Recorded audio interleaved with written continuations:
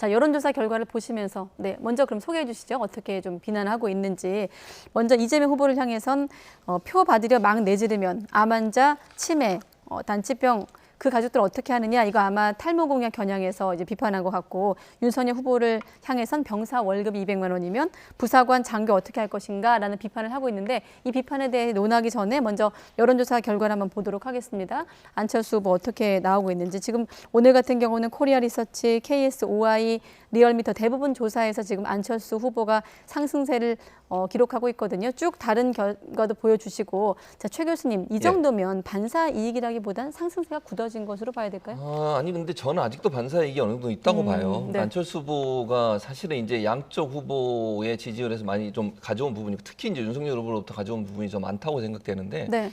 왜냐하면 일반적으로 안철수 후보는 보수 진영의 후보군 중에 한 분으로 분류가 되고 있는 상황이고 유권자들도 그렇게 판단하고 있다고 생각을 하거든요. 네. 중도층과 보수 진영의 지지를 좀 받으면서 상승을 하고 있는데 이게 이제 윤석열 후보의 지지율이 빠진 부분이 일정 부분 이동했다고 보는 게 일반적이라고 생각을 합니다. 네. 그래서 자력으로 올라온 부분이 물론 뭐 전혀 없다고 볼 수는 없지만 많은 부분을 차지하고 있다고 보이지 않아요.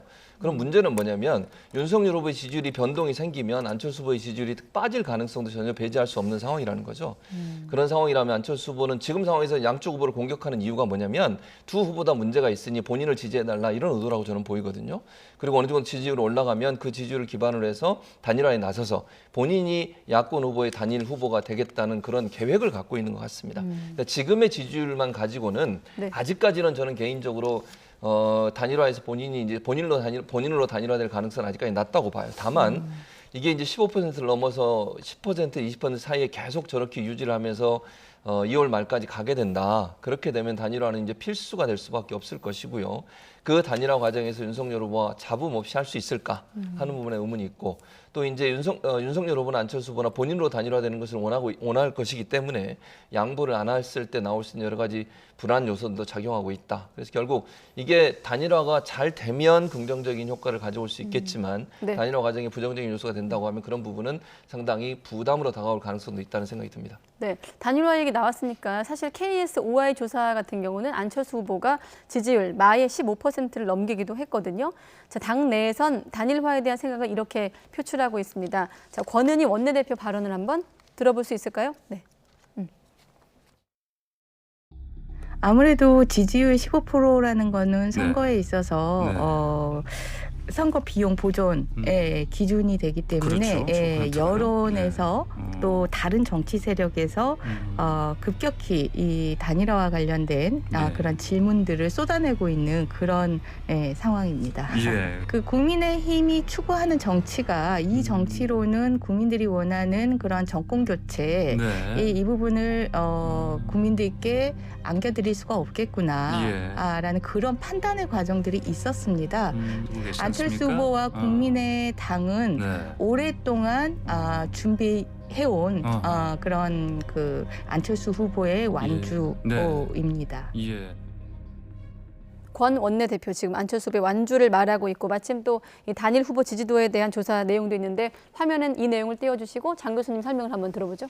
안철수 후보가 지금 두 자리 숫자의 지지율이 나오고 만약 저 지지율이 10% 후반 혹은 20%까지 가게 되면은요 단일화 안 할 수가 없어요. 안철수 후보와 윤석열 후보의 단일화 없이는 이재명 후보를 꺾을 수 없다라는 게 저 여론조사에 객관화된 데이터로 나와 있는 겁니다. 그래서 이제 향후 전국은요 윤석열 후보와 안철수 후보의 지지율의 변동과 저 지지율 변동에 따른 단일화를 어떻게 할 것인가에 대한 관심이 집중될 수밖에 없다라는 생각이 듭니다. 네. 단일화는 선거를 이기기 위한 필요 충분 조건이지 이것을 어떤 협상의 대상으로 삼는다? 그것은 상당히 큰 착각이다라고 말씀을 드리고 싶어요. 윤석열 후보가 지금 저번 주에 이준석 대표와 갈등을 조정을 함으로써 지지율 반등을 생각을 하고 있겠지만 현재 나온 여론조사를 보면 아직 그것은 제대로 반영된 것 같진 않다라는 생각이고요. 네. 그래서 이번 주 다음 주까지 여론조사를 봐야 하는데 저는 단일화 문제가 결국에는 선거를 이기기 위해서는 두 가지 방법이 있을 것 같아요. 하나는 정말 여론조사를 통해서 이재명 후보를 이길 수 있는 경쟁력 있는 사람을 뽑는 방법이 있고 또 하나는 단일화가 아니라 공동정권을 수립한다. 그래서 권력을 좀 분점하겠다.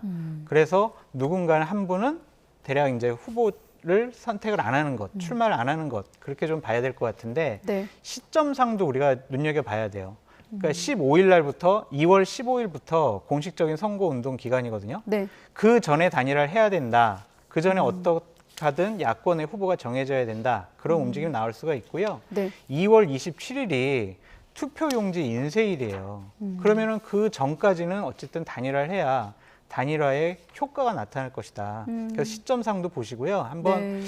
단일화가 될 것이냐, 아니면 권력 분점 형태로 갈 것이냐, 아니면 윤석열 후보나 안철수 후보가 자발적으로 단일화합시다. 그래서 만납시다. 그렇게 할지, 아니면 외부로부터의 압력에 의해서 단일화 협상장에 나올지 이러한 것들을 지켜보면 흥미로울 것이다라고 말씀드려요. 네, 제가 시간 한 2분만 더 쓰겠습니다. 자, 끝으로 앞서 여론조사 결과 맨 처음으로 돌아와서 양강구도 후보 얘기를 좀 하고 마무리를 짓도록 하겠습니다.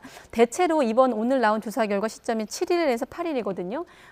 세 번째 화해였나요? 다시 이제 윤석열 후보랑 이준석 대표가 손을 맞잡은 날이 6일이더라고요. 네. 이 내용이 뭐 정확히 반영됐는지 모르겠습니다만 앞으로 지금 국민의힘 같은 경우 내용이 조금 더 이제 갈등이 정리가 된다면 혹시 어떤 또 변수가 있을까요? 양강 후보였던 지지도 측면에서. 네, 단일화가 아니죠. 그러니까 이준석 대표와 윤석열 후보 간의 어떤 갈등 융합이라고 봉합? 하는 것이 네. 지금 현재는 사실 불안한 동거라고 저는 생각해요. 그러니까 아직도 내부적으로는 상대방에 대한 반감이 큽니다. 서로가. 네. 그러니까 믿질 않아요. 지금 제 생각입니다. 이건 물론. 믿질 않고 있기 때문에 화학적 결합까지 이루어지기는 좀 시간이 필요하다고 생각을 합니다. 그러니까 서로에게 필요해서 이 어떤 포옹이라고 하는 모습을 통해서 하나로 봉합은 했지만 그 봉합이라고 하는 것이 정말 콘크리트처럼 완벽하게 봉합된 게 아니라 불안한 동거가 돼 있어서 이 부분이 또다시 갈등을 일으킬 요소로 작용할 가능성은 전혀 배제할 수 없는 상황이다. 문제는 그걸 최대한 막으면서 얼마나 융합된 모습으로 갈 거냐의 문제라고 저는 보거든요. 그랬을 경우에 윤석열 후보 지지율이 약간 오를 가능성은 있어요. 다만 지금도 이제 사실은 한 2번 정도 이런 삐그덕거림 때문에 국민들이 실망한 부분이 있거든요. 또 저렇게 싸우다가 또 헤어지는 거 아니야? 이런 불안감이 아직도 존재하고 있기 때문에 시간이 좀 필요하다고 저는 봅니다. 네. 그러니까 당장 하루 이틀 사이에 큰 변화가 있기보다는 이게 좀 시간이 지나면서 국민적인 신뢰를 얻느냐 못 얻느냐의 문제에 달려 있다고 보여지기 때문에 당분간은 저런 추세가 계속 가다가 뭐 이제 어느 정도까지 국민들의 신뢰를 얻었다고 하면 다시 반등할 수 있는 기회는 있지 않을까 하는 네. 생각이 듭니다. 제가 시간을 많이 못 드리지만 이재명 후보 같은 경우는 지금 40.1%를 기록하고 있는데 박스권 얘기 많이 하잖아요. 그거 포함해서 좀 설명해 주실 수 있을까요? 이재명 후보는 상당히 고민스럽죠. 윤석열 후보가 지금 거의 3주째 하락 추세를 보이고 있는데 본인 지지율도 하락을 하거나 정체해요. 이것은 왜 그럴까? 무엇이 문제일까? 이것에 고민을 해야 되는데 결국에는 정권 교체론이 높다. 이재명 후보에 대한 도덕적인 그리고 말바꾸기 공약에 대한 국민적 반감이 크다라는 것 때문에 이재명 후보도 숙제가 많이 있을 거라고 생각이 들고요. 네. 윤석열 후보 고민해야 됩니다. 두 가지 숙제가 있습니다. 하나는 본인의 출마 명분인 공정과 정의와 상식을 빨리 다시 회복할 수 있는 방법 마련하고요. 나는 국가를 제대로 다스릴 비전과 정책이 준비되어 있어요 라는 걸 국민 앞에 제대로 보여줘야 돼요. 그냥 마트 가서 저러한 사진 올리고 그냥 홍보 동영상 59초짜리 올려가지고는 국민의 마음을 제대로 다시 되돌릴 수는 없다. 보다 더 큰 노력이 필요하다라고 말씀드립니다. 네, 1분 안에 다 담아주셨네요. 역시 감사합니다. 자, 최진봉 성공회대 교수, 장성철 대구가톨릭대 특임 교수 두 분과 함께했습니다. 고맙습니다.